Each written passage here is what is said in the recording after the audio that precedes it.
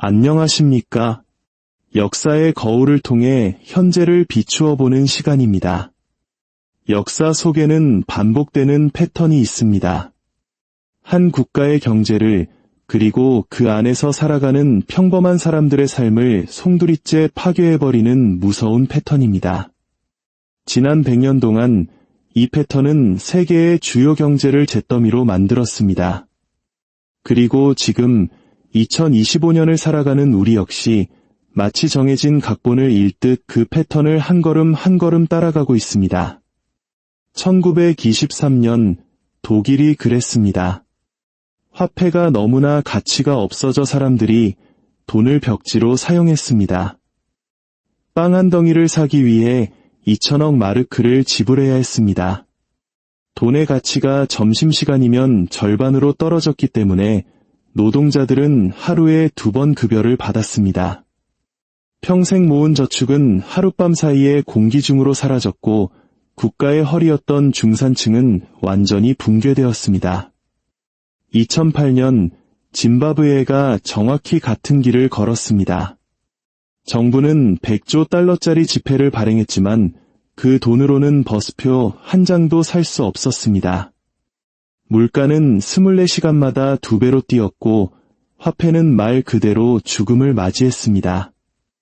2018년 베네수엘라가 다시 이 비극적인 패턴을 반복했습니다. 국민들은 식량을 살 돈이 없어 평균 체중이 11kg이나 줄었습니다. 생계를 위해 의사들이 성매매에 나서야 했습니다. 세계 최대의 석유 매장량을 자랑하던 국가는 총체적인 경제 붕괴의 나락으로 떨어졌습니다. 3번의 사건, 3개의 국가, 3번의 완벽한 화폐 붕괴, 모두가 정확히 동일한 순서를 밟았습니다. 그리고 여러분을 두렵게 만들어야 할 사실은 바로 이겁니다. 2020년 이후 미국을 포함한 전 세계 중앙은행들이 찍어낸 돈의 규모는 이 세 나라가 붕괴 직전에 찍어냈던 돈을 모두 합친 것보다 훨씬 많습니다. 우리는 단순히 과거의 패턴을 따르는 것이 아닙니다. 우리는 그 속도를 훨씬 더 가속화시키고 있습니다. 이것은 국가가 어떻게 스스로의 화폐를 파괴하는지에 대한 이야기이며 왜 그들은 항상 이번에는 다를 것이라고 믿는지 그리고 왜 수학적 계산은 다음 차례가 우리라고 말하고 있는지에 대한 이야기입니다. 이 패턴을 자세히 살펴보기 전에 우리는 초인플레이션이 실제로 무엇을 의미하는지 이해해야 합니다. 이론이 아닌 현실에서 거리에서 돈이 죽어갈 때 어떤 모습인지 말입니다. 초인플레이션은 공식적으로 월간 물가 상승률이 50%를 초과하는 상태로 정의됩니다. 즉, 한 달마다 물건값이 2배가 된다는 뜻입니다. 하지만 일단 이 현상이 본격화되면 그 속도는 상상을 초월합니다. 최악의 경우 물가는 매일, 그리고 나중에는 매시간 2배로 뜁니다. 상상해 보십시오. 월요일 아침 출근을 합니다. 정오에 월급이 통장에 들어옵니다. 하지만 오후 5시에 퇴근할 때쯤이면 그 돈의 가치는 이미 3분의 1이 사라졌습니다. 동네 식료품점은 오늘만 벌써 2번이나 가격표를 바꿨고 주유소는 시간마다 유가를 새로 고시합니다. 당신은 당신의 돈이 휴지 조각이 되기 전에 무엇이든 실물 자산을 사기 위해 서두릅니다. 하지만 다른 모든 사람들도 마찬가지입니다. 마트의 진열대는 몇 시간 만에 텅 비어버립니다. 주머니 속 현금은 불쏘시개처럼 뜨겁습니다. 내일이면 오늘 살 수 있는 것의 절반밖에 사지 못할 테니까요. 당신이 30년 동안 성실하게 모은 평생의 저축은 몇 주 만에 증발합니다. 연금은 무용지물이 되고 보험금은 받아봐야 밥 한 끼 사 먹을 수 없는 푼돈이 됩니다. 채권은 화장실 휴지보다 못하게 됩니다. 시스템을 믿었던 모든 사람, 국가의 화폐로 저축했던 모든 사람, 규칙을 따랐던 모든 사람이 모든 것을 잃습니다. 이것은 가상의 이야기가 아닙니다. 독일에서, 짐바브웨에서, 그리고 베네수엘라에서 실제로 일어났던 일입니다. 그리고 그 이유는 그들의 정부가 지금 우리가 하고 있는 것과 똑같은 일을 했기 때문입니다. 바로 돈을 찍어내는 것으로는 해결할 수 없는 문제를 해결하기 위해 돈을 찍어낸 것입니다. 그리고 그들은 붕괴 직전까지 자신들의 상황은 특별하며 그런 일은 자신들에게 일어나지 않을 것이라고 굳게 믿었습니다. 이제 어떻게 이 비극이 3번이나 똑같은 방식으로 일어났는지 살펴보겠습니다. 첫 번째 이야기, 모든 초인플레이션의 청사진이 된 1923년 독일 바이마르 공화국입니다. 제1차 세계대전 패배 후 독일은 베르사유 조약에 따라 1320억 골드마르크라는 천문학적인 전쟁 배상금을 지불해야 했습니다. 이는 현재 가치로 약 1조 4천억 달러, 우리 돈으로 1800조 원이 넘는 엄청난 금액이었습니다. 당연히 독일에겐 그런 돈이 없었습니다. 전쟁으로 경제는 피폐해졌고 실업률은 치솟았으며 세수는 바닥났습니다. 독일 정부는 선택의 기로에 섰습니다. 배상금 지불을 거부하고 군사적 점령을 당하느냐, 아니면 돈을 찍어내서 갚느냐. 그들은 돈을 찍어내는 쉽지만 치명적인 선택을 했습니다. 모든 초인플레이션은 바로 이 지점, 정부가 자신의 분수를 지키지 못하거나 지키려 하지 않을 때 시작됩니다. 처음에는 관리 가능한 것처럼 보였습니다. 1919년부터 돈을 찍어내자 물가가 오르긴 했지만 재앙 수준은 아니었습니다. 정부는 국민들에게 이것은 국가 재건을 위한 일시적인 조치라고 말하며 과정을 믿어달라고 안심시켰습니다. 하지만 1922년 프랑스가 배상금 지급을 독촉하며 독일의 산업심장부인 루르 지방을 점령하자 상황은 급변했습니다. 독일 노동자들은 파업에 돌입했고 생산은 멈췄습니다. 하지만 정부는 파업 노동자들에게 줄 월급을 계속해서 돈을 찍어내 지불했습니다. 점점 더 많이. 이것이 바로 가속 단계, 즉 돌이킬 수 없는 지점입니다. 1923년 붕괴는 가시화되었습니다. 1월 1달러당 1만 7천 마르크였던 환율은 7월에는 35만 마르크, 8월에는 460만 마르크, 그리고 11월에는 4조 2천억 마르크까지 치솟았습니다. 이것이 현실에서 어떤 의미인지 말씀드리겠습니다. 1923년 1월에 250마르크였던 빵 한 덩이가 11월에는 2천억 마르크가 되었습니다. 계란 한 알은 800억 마르크, 버터 1kg은 6조 마르크였습니다. 사람들은 돈을 세는 것이 무의미했기 때문에 손수레에 돈을 싣고 다녔습니다. 땔감을 사는 것보다 돈을 태우는 것이 더 저렴했기에 사람들은 화폐를 난로에 넣고 불을 지폈습니다. 수십 년간 성실하게 저축하며 티끌 모아 태산을 꿈꿨던 독일의 중산층은 하루아침에 모든 것을 잃었습니다. 연금이나 고정 수입에 의존하던 사람들은 빈털터리가 되었습니다. 사회는 분열되었고 범죄는 폭발했으며 정치적 극단주의가 득세했습니다. 그리고 그 혼돈 속에서 나치가 등장했습니다. 초인플레이션은 단순히 화폐만 파괴한 것이 아니었습니다.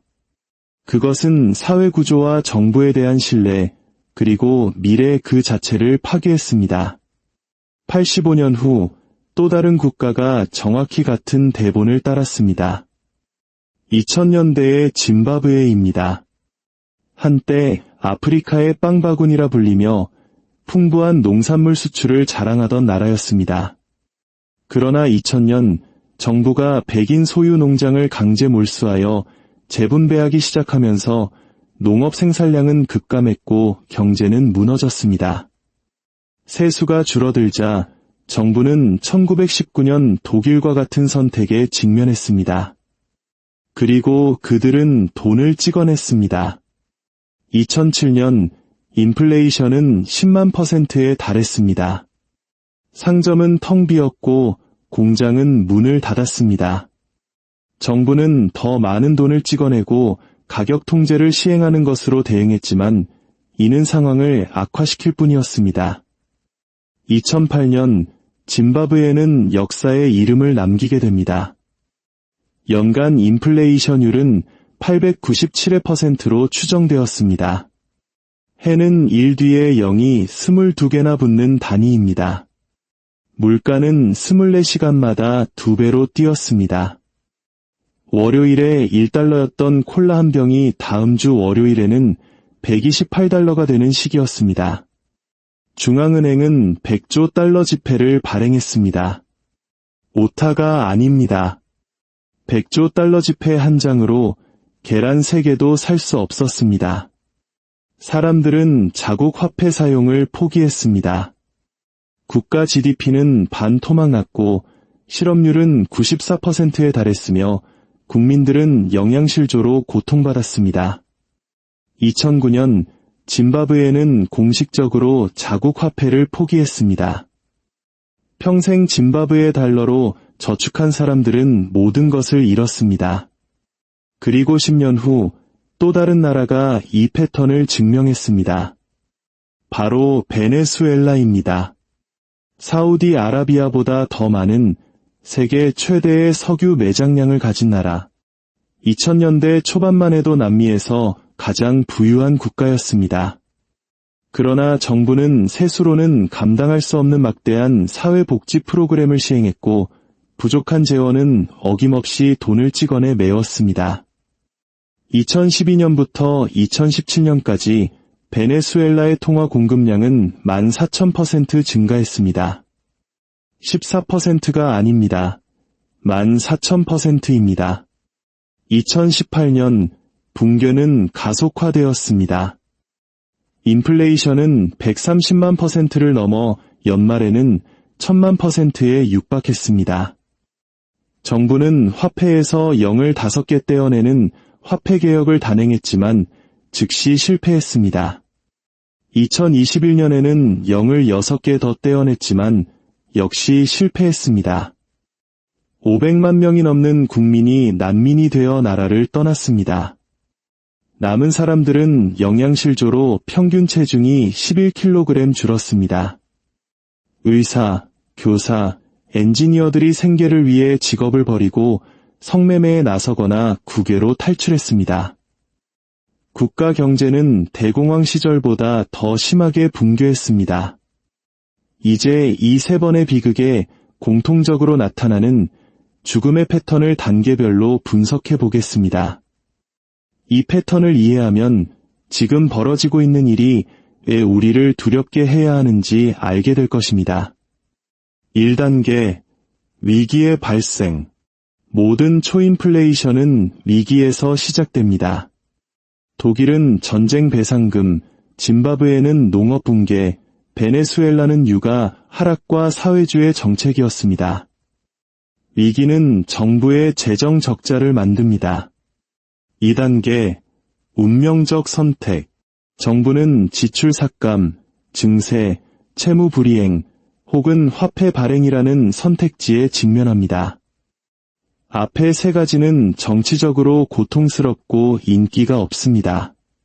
그래서 그들은 항상 가장 쉬운 길, 돈을 찍어내는 길을 선택합니다. 3단계, 자기 정당화. 정부는 이것이 일시적 조치이며 더 나은 시기를 위한 달이라고 주장합니다. 우리 상황은 특수하다. 우리는 자원이 있다. 전문가들도 동의한다고 말합니다. 이제 현재로 돌아와 봅시다. 2020년 3월 전 세계는 코로나19라는 위기에 직면했습니다. 경제는 멈춰 섰습니다. 전 세계 정부들은 과거의 그 정부들과 똑같은 선택의 기로에 섰습니다. 그리고 그들은 인류 역사상 유례없는 규모로 돈을 찍어내는 것을 선택했습니다. 미국 연방준비제도의 자산은 2020년 2월 4조 달러에서 2022년 4월 9조 달러 이상으로 불어났습니다. 미국 정부는 코로나 구제금융으로만 5조 달러를 지출했습니다. 이 모든 돈은 허공에서 창조되어 계좌로 직접 입금되었습니다. 유럽, 일본, 중국 등 모든 주요 중앙은행이 똑같은 일을 했습니다. 그리고 그들은 과거의 정부들과 똑같이 말했습니다. 경제를 구하기 위해 필요하다. 나중에 되돌릴 수 있다. 인플레이션은 일시적일 것이다. 처음에는 괜찮아 보였습니다. 2020년과 2021년 풀린 돈은 주식, 부동산, 암호화폐 시장을 끌어올렸습니다. 자산을 가진 모든 사람이 더 부자가 되었습니다. 하지만 2021년 말부터 인플레이션이 나타나기 시작했고 2022년에는 걷잡을 수 없게 되었습니다. 미국은 40년 만에 최고 수준의 인플레이션을 기록했고 유럽은 두 자릿수 물가 상승률을 겪었습니다. 식료품, 에너지, 주거비 등 모든 것의 가격이 급등했습니다. 정부의 반응은 어땠을까요? 과거의 그들처럼 외부 요인을 탓했습니다. 전쟁, 공급망 문제, 기업의 탐욕을 비난했지만 결코 자신들이 찍어낸 수조 달러의 돈을 원인으로 지목하지 않았습니다. 우리는 지금 4단계, 즉 가속 단계에 들어서고 있습니다. 과거의 모든 사례가 통제력을 잃었던 바로 그 지점입니다. 화폐 발행이 더 많은 화폐 발행을 낳고 인플레이션이 기하급수적으로 증가하며 화폐가 죽음의 소용돌이로 빠져들기 시작하는 단계입니다.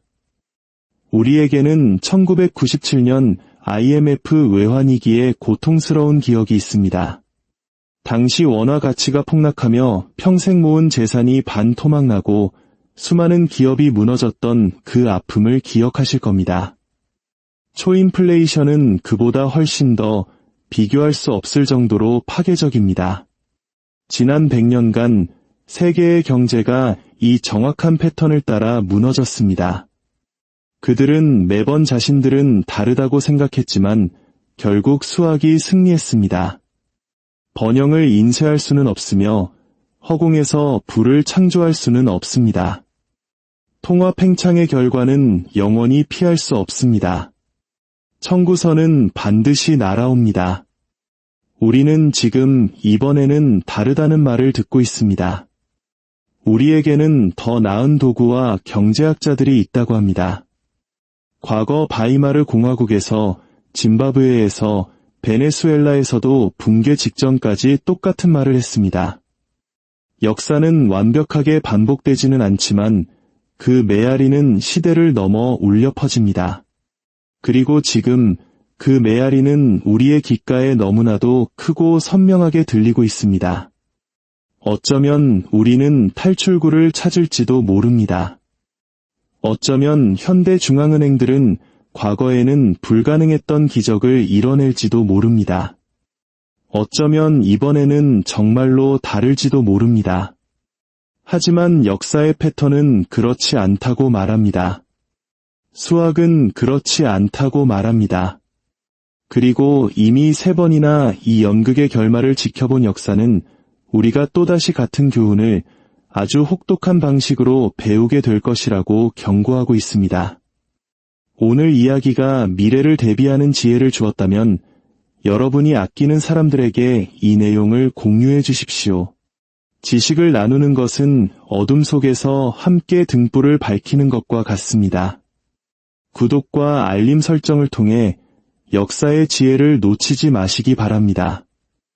다음 시간에도 역사의 거울을 통해 현재를 비추는 깊이 있는 이야기로 찾아뵙겠습니다. 감사합니다.